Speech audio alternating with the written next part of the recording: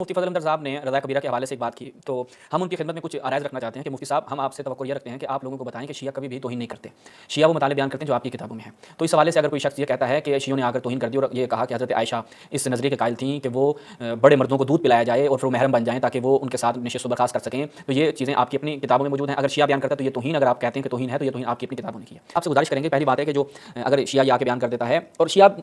بالکل یقین کریں ہم خود سے ازبل بیان نہیں کرتے جب تک شیعوں پہ تہمت نہ لگائی جائے، ہم جواباً یہ چیزیں بیان کرتے ہیں، اس طرح کی چیزیں لے کر آتے ہیں لوگوں کے سامنے کہ دیکھو یہ نعرہ لگایا جاتا تھا کہ شیعوں نے امی عائشہ کی توہین کر دی، شیعوں نے یہ کر دیا، شیعوں نے نہیں کیا۔ آپ کو سب سے پہلے جو کام کرنا ہے، مفتی تقی عثمانی صاحب کی کتابوں کو آگ لگانی چاہیے، ان پہ کلام کریں، مسند احمد بن حنبل کو پرنٹ ہونا بند کروائیں، اس کو آگ لگائیں جہاں جہاں پہ بھی جس میں حضرت عائشہ کی توہین کی گئی ہے، تو ان چیزوں پہ پابندی لگنی چاہیے۔ ہم مفتی فضل صاحب سے یہاں پہ درخواست کریں گے کہ مفتی صاحب آپ ایک کام کریں، آپ ایک ویڈیو بنائیں اور اس میں بتائیں کہ شیعہ جو بھی یہ مطالب بیان کر رہے ہیں ہماری کتابوں سے بیان کر رہے ہیں۔ ہماری کتابوں میں اگر آپ اس کو گندگی سمجھتے ہیں تو یہ گندگی آپ کی اپنی کتابوں میں موجود ہے۔ شیعہ فقط ایک ناقل کی حیثیت سے نقل کفر کفر نباشد، تو لہٰذا یہاں پر شیعہ کو متہم کرنے کی بجائے اپنی ان روایات کا سدباب کیا جائے، اور اگر آپ تعویل بھی کرتے ہیں تو آپ کے اپنے علماء نے یہ تعویل کی ہے کہ بھائی دودھ پلانا جو ہے وہ کیسے ثابت ہوگا؟ دودھ تب پلانا ثابت ہوگا جب سینے کو بچہ یا بڑا جو ہے وہ منہ لگائے گا اور پیے گا۔ بسم اللہ الرحمن الرحیم۔ ناظرین، مفتی فضل احمد صاحب نے رضا کبیرہ کے حوالے سے ایک بات کی، تو ہم ان کی خدمت میں کچھ عرائض رکھنا چاہتے ہیں کہ مفتی صاحب ہم آپ سے توقع یہ رکھتے ہیں کہ آپ لوگوں کو بتائیں کہ شیعہ کبھی بھی توہین نہیں کرتے، شیعہ وہ مطالب بیان کرتے ہیں جو آپ کی کتابوں میں ہیں۔ تو اس حوالے سے اگر کوئی شخص یہ کہتا ہے کہ شیعوں نے آ کر توہین کر دی اور یہ کہا کہ حضرت عائشہ اس نظریے کے قائل تھیں کہ وہ بڑے مردوں کو دودھ پلایا جائے اور پھر وہ محرم بن جائیں تاکہ وہ ان کے ساتھ نشست و برخاست کر سکیں، تو یہ چیزیں آپ کی اپنی کتابوں میں موجود ہیں۔ اگر شیعہ بیان کرتا ہے تو یہ توہین، اگر آپ کہتے ہیں کہ توہین ہے تو یہ توہین آپ کی اپنی کتابوں نے کی ہے۔ اگر ہم کوئی شخص یہ آ کے کہتا ہے کہ حضرت عائشہ خود بھی یہ کام کرتی تھیں، تو وہ بھی آپ کی کتابوں کے مطالب ہیں، صحیح ہیں، ضعیف ہیں، اس سے قطع نظر آپ آ کے یہ کہیں گے کہ بھائی یہ مطالب درست نہیں ہیں، ہماری کتابوں میں اگرچہ ہیں، لیکن آپ شیعہ کو یہ متہم نہیں کر سکتے مفتی فضل احمد صاحب کہ شیعہ نے توہین کی ہے۔ میں آپ کی خدمت میں رکھتا ہوں، یہ ملاحظہ فرمائیں کہ حضرت عائشہ کے حوالے سے آپ کے اپنے علماء نے کیا بیان کیا۔ یہ ملاحظہ فرمائیں زاد المعاد ابن قیم جوزی کی، اس میں جب ہم جاتے ہیں تو یہاں پر دیکھیں کہ حضرت عائشہ وہ کہتے ہیں کہ وہ مبتلا تھیں اس مسئلے میں، وکانت تعمل بہا، وہ عمل کرتی تھیں اس کے اوپر، اور کیا کرتی تھیں کہ یہ یعنی عمل، وکانت تعمل بہا یعنی وہ اس پہ خود عمل کرتی تھیں۔ یہ ابن قیم جوزی ہو گیا۔ اس کے بعد آگے بڑھیں، یہ فتح المنعم میں جناب موسیٰ شاہین لاشین کیا کہتے ہیں، وکانت عائشہ، عائشہ جو ہیں وہ کیا کرتی تھیں، خود یہ کام کر، وہ عرضت غلاما فعلا، وہ خود جو ہیں وہ ایک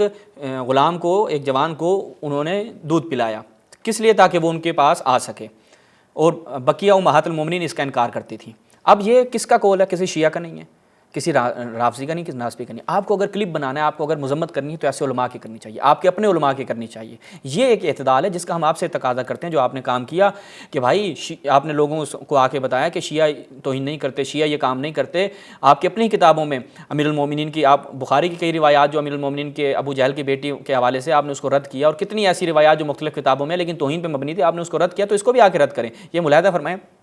تفسیر و تنویر و تفسیر و تحریر و تنویر، اس میں ابن عاشور صاحب جو ہیں وہ جزء الرابع میں کیا بیان کرتے ہیں، بالکل اسی مطلب کو، کہ حضرت عائشہ جو ہیں وہ یہ چاہتی تھی کہ ان کے اوپر کوئی شخص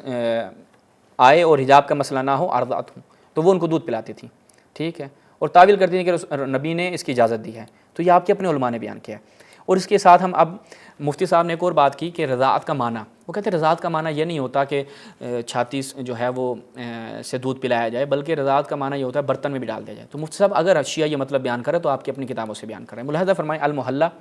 کہ رضاعت کا مطلب یہ نہیں ہوتا۔ پہلی بات ہے رضاعت کا لغوی معنی بھی آپ کی خدمت میں رکھتا ہوں، اور خود آپ کے علماء نے کیا کہا ہے کہ وہ جو رضاعت چھاتی کے ساتھ بچے کو اگر دو، یہ بچے اور آپ کے ظاہری بات ہے کیونکہ حضرت عائشہ یہ لوگ اس چیز کے قائل تھے، اور بھی دیگر تھے، میں ان کا رکھوں گا آپ کی خدمت میں، کہ بڑے شخص بھی جو ہے وہ جوان بھی، بوڑھا بھی آ کے دودھ پی لے کسی خاتون کا تو وہ محرم ہو جائے گا۔ یہ ملاحظہ فرمائیں المحلہ، وہ کہتے ہیں لا یسمى رضاعا الا ما وضعته المرأة المرضعة من ثديها فی فم الرضیع، کہ اس چیز کو رضاعت نہیں کہا جائے گا مگر یہ کہ خاتون رکھ دے جو مرضعہ دودھ پلا رہی ہے، من ثدیہا اپنے سینے کو، فم الرضیع اس بچے کے منہ میں، اس کو رضاعت کہا جائے گا۔ پھر نیچے خود بیان کرنے کے بعد کہتے ہیں کہ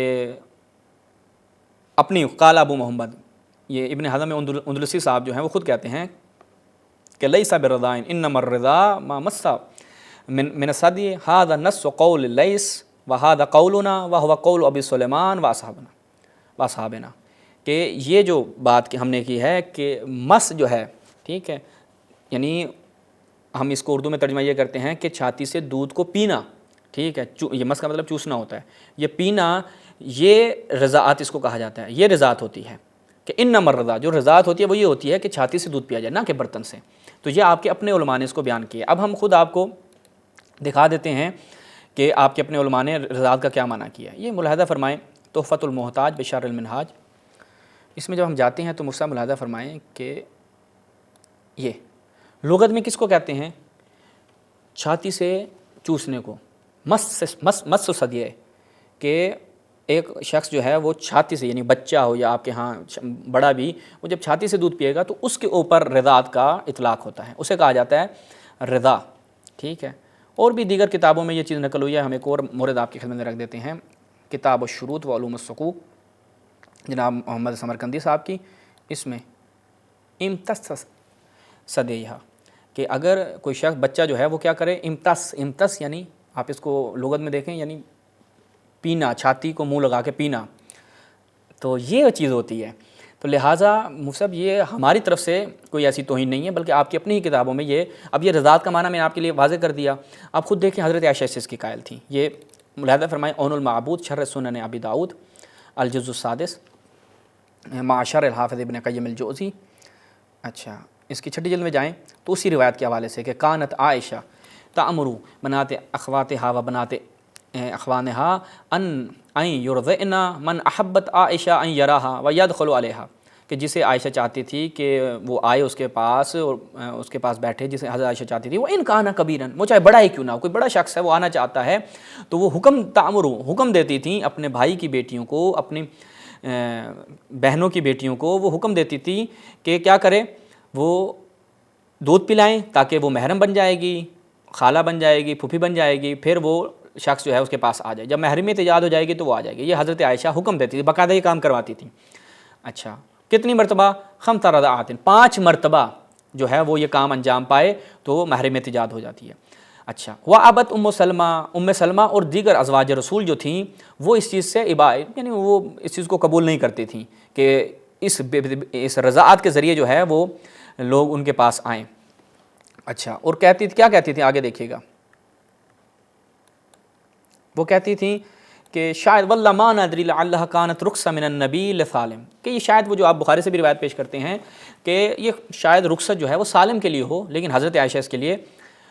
مطلقاً طور پہ قائل تھی۔ وہ خود کہتے ہیں والحدیث، یہ جو حدیث ہم نے بیان کی ہے کہ اس کے ذریعے استدلال کیا جاتا ہے، جو شخص یہ کہتا ہے کہ ارضاء الکبیر جو ہے اس کے ذریعے حرمت ثابت ہو جاتی ہے، وہ مذہب عائشہ، یہ حضرت عائشہ کا مذہب تھا۔ اب کوئی حضرت عائشہ کا مذہب آ کے بیان کر رہا ہے، اور اس طرف روایات بھی ہیں کہ خذوا دینکم عن الحمیرہ، خذوا شطر دینکم عن الحمیرہ، اور خود انجین محمد علی مرزا صاحب کہتے ہیں کہ لوگ غسل جنابت کا مسئلہ پوچھنے حضرت عائشہ کے پاس آتے تھے، چونکہ حضرت عائشہ کو بہتر معلوم تھا۔ مرزا صاحب کے اپنے جملے ہیں، وہ اس کو آپ توہین نہیں کہتے، تو یہ بھی توہین نہیں ہے، یہ بھی آپ کی کتابوں میں ہے کہ حضرت عائشہ کا مذہب یہ تھا، عروہ بن زبیر کا مذہب یہ تھا، عطا بن ابی رباح کا مذہب یہ تھا، لیث بن سعد کا یہ مذہب تھا، ابن حزم کا یہ مذہب ہے، تو یہ حضرت عائشہ کا مذہب تھا۔ تو اس پہ تشیع کو میں کہتا ہوں کہ آپ یہ لوگوں کو آ کے بتائیں کہ دیکھو شیعوں کے اوپر تہمت نہیں لگاؤ، شیعہ نے کوئی ابھی الکافی نہیں دکھائی، تہذیب نہیں دکھائی، استفسار نہیں دکھائی، تمہاری اپنی روایتیں دکھائی جا رہی ہیں، خود تمہارے اپنے علماء کے اقوال دکھائے جا رہے ہیں۔ اچھا، اس کے بعد یہ ملاحظہ فرمائیں، یہ میں آپ کو مفتی تقی عثمانی صاحب، آپ یہ مفتی تقی عثمانی صاحب کو تو مانتے ہیں، ظاہری بات ہے، فتح الملہم شرح صحیح مسلم جلد 8، ٹھیک ہے، تعلیب مفتی تقی عثمانی صاحب کی ہے، اس کا ترجمہ فارسی میں کیا گیا۔ وہ یہ کہ اس مطلب سے استدلال کیا جاتا ہے کہ بشیر خرد نے حتیٰ فردی بزرگی، ایک شخص بڑا ہے اس کی بھی رضاعت ثابت ہو جاتی ہے۔ این مذہب میں ابن حزم و در محلہ، جیسے کہ میں نے ابھی دکھایا، اس میں بھی لے کر آئے ہیں کہ شیر خرد نے فردی بزرگ، کہ ایک بڑا شخص جو ہے وہ دودھ پی لے ولو ان کے پیر مردی باشد، ٹھیک ہے، تو وہ کیا ہے، محرم بن جاتا ہے۔ ابن تیمیہ کیا کہتا ہے کہ رضاعتی معتبرس کے باقود ایک انجام گرند، مگر ان کے ضرورتی باشد کے در بزرگ سالی ہم ثابت کرتے، کوئی ضرورت ہے، جیسے کہ حضرت عائشہ کسی شخص کے چاہتی تھی ان کے پاس آئے تو وہاں پر یہ کام انجام پاتا تھا۔ اچھا، اس کے بعد آگے بڑھیں، کیا بیان کرتے ہیں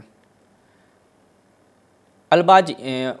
یہاں پر خود بیان کرتے ہیں، خلاصہ یہ ہے کہ دیدگاہ شان نیز این بود کہ ہر کس از خواہرہ، حضرت عائشہ کے متعلق بات ہو رہی ہے کہ ہر کس از خواہران ایشان ہم شیر بخورد، کہ ان کی بہنوں سے اگر کوئی دودھ پیے وہ باریشان نیز محرم بھی شود۔ حضرت عائشہ کی نگاہ یہ تھی کہ وہ ان کے لیے محرم ہو جاتا ہے، ولو بعد سن بزرگی شیر بخورد، چاہے وہ بزرگی کے بعد اور اس کے بعد استاد ما علامہ سہارنپوری در اوجز المسالک آنرا پذیر افتیاس، علامہ سہارنپوری صاحب کو اب دیوبندیوں میں کون نہیں جانتا، وہ بھی اسی مسلک کو، یہ اسی چیز کو انہوں نے قبول کیا ہے، ٹھیک ہے۔ پھر وہ کہتے ہیں شارحین موطا نے اس کی تعویلات بھی کی ہیں مختلف، تو اس سے ہمیں سروکار نہیں ہے، تو یہ آپ کے اپنے علماء نے اس کو بیان کیا۔ اچھا، اس کے بعد دیکھ لیں کہ جو روایات ہیں وہ کس چیز پہ دلالت کرتی ہیں۔ میں اگر کہیں گے تو کچھ روایات آپ کی خدمت میں رکھ دیتا ہوں تاکہ اس سے مسئلہ واضح ہو جائے۔ یہ دیکھیں مسند امام احمد بن حنبل، اس میں جب ہم جاتے ہیں تو یہاں پر کیا ہے کہ حضرت عائشہ اسی وجہ سے تأمر اخواتہا و بنات اخواتہا ان یرضعن من احبت عائشہ، کہ جن کو حضرت عائشہ چاہتی تھیں کہ وہ ان پہ داخل ہو وغیرہ وغیرہ، وہ جو پیچھے میں روایت بیان کر چکا ہوں، ٹھیک ہے۔ اور یہی روایت جو میں نے آپ کو پچھلی کتابوں سے دکھائی، تو یہ حدیث صحیح وہذا اسناد جید، یہ صحیح سند روایت ہے، مسند احمد کی روایت۔ اور اگر آپ احمد شاکر کی تحقیم کے ساتھ دیکھنا چاہیں، روایت وہی ہے، صرف میں آپ کو دکھا رہا ہوں کہ یہ روایت صحیح سند روایت ہے، المسند احمد، یہ ملاحظہ فرمائیں، احمد محمد شاکر کی تحقیق کے ساتھ۔ یہاں پر بھی اسی روایت کو نقل کرنے کے بعد کیا کہتے ہیں، اسنادہ صحیح۔ اچھا، اس کے بعد پھر آگے چلیں، ناصر الدین البانی صاحب، نہیں، کشف الاسام شارح عمدۃ الاحکام، اس میں ہم جاتے ہیں تو یہاں پہ بھی کیا ہے، اسی روایت کو، اس روایت کو بیان کرتے ہیں اور کہتے ہیں اسنادہ صحیح، تو لہٰذا یہ روایت مصحف صحیح ہے۔ تو لہٰذا آپ سے گزارش کریں گے، پہلی بات ہے کہ جو اگر شیعہ یہ آ کے بیان کر دیتا ہے، اور شیعہ بالکل یقین کریں ہم خود سے از اول بیان نہیں کرتے جب تک شیعوں پہ تہمت نہ لگائی جائے، ہم جواباً یہ چیزیں بیان کرتے ہیں، اس طرح کی چیزیں لے کر آتے ہیں لوگوں کے سامنے کہ دیکھو یہ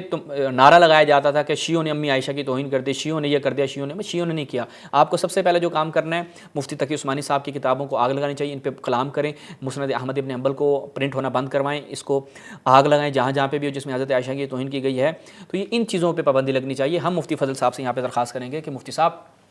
آپ ایک کام کریں، آپ ایک ویڈیو بنائیں اور اس میں بتائیں کہ شیعہ جو بھی یہ مطالعے بیان کر رہے ہیں ہماری کتابوں سے بیان کر رہے ہیں، ہماری کتابوں میں اگر آپ اس کو گندگی سمجھتے ہیں تو یہ گندگی آپ کی اپنی کتابوں میں موجود ہے، شیعہ فقط ایک ناقل کی حیثیت سے، نقل کفر نہ باشد، تو لہٰذا یہاں پر شیعہ کو متہم کرنے کی بجائے اپنی ان روایات کا سد باب کیا جائے۔ اور اگر آپ تعویل بھی کرتے ہیں تو آپ کے اپنے علماء نے یہ تعویل کی ہے کہ بھائی دودھ پلانا جو ہے وہ کیسے ثابت ہوگا، دودھ تب پلانا ثابت ہوگا جب سینے کو بچہ یا بڑا جو ہے وہ منہ لگائے گا اور پیے گا۔ ابھی میں اس پہ بہت زیادہ مطالعے بیان کر سکتا تھا، بہت زیادہ، یعنی آپ یہ دیکھ لیں کہ میں اگر چاہوں تو اس کے اوپر 2 گھنٹے گفتگو کر سکتا ہوں اس موضوع کے اوپر، اور آپ ہی کی اپنے فقہ کی کتابوں سے، آپ کے اپنے علماء کے اقوال اور آپ کے اپنی ہی روایات کثرت سے یہ میں اس چیز کو بیان کرتا، حتیٰ کہ ویڈیو کلپس بھی ناصر الدین البانی کا اگر آپ صرف مفتی صاحب سرچ کریں نا کہ رضا کبیرہ ناصر الدین البانی، وہ سرچ کریں، وہاں پہ بھی آپ کو ناصر الدین البانی کا کلپ بھی مل جائے گا، بہت ایسے میٹر تھا، لیکن اسی پہ میں اکتفا کرتا ہوں۔ صرف یہی چیز عرض کرنی تھی کہ شیعوں کو یہاں پر آپ لوگوں کو، اہل سنت کو بتائیں کہ شیعہ حضرت عائشہ کی توہین نہیں کرتے، یہ توہین اگر ہے تو آپ کی اپنی کتابوں میں ہے۔ اس چیز کے ساتھ ہم اجازت چاہیں گے، والسلام علیکم ورحمۃ اللہ۔